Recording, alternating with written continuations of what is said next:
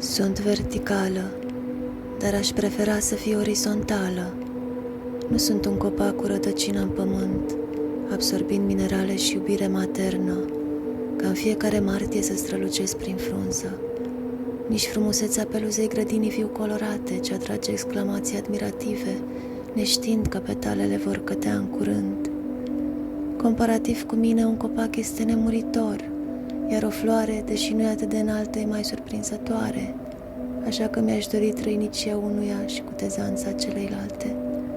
În această seară, sub lumina infinit zecimală a stelelor, ramurile și florile și-au revărsat esențe proaspete.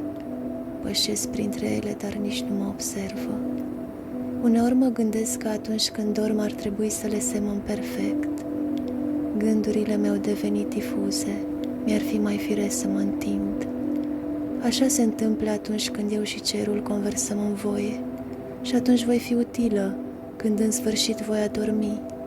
Copacii mă vor putea atinge pentru prima dată, iar florile vor avea timp pentru mine.